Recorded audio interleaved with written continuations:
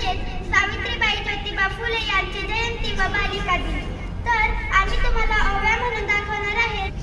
पहिली माझी ओवी ग सावित्रीच्या बुद्धीला, स्त्रियांच्या शिक्षणाचा पाया तू घातला.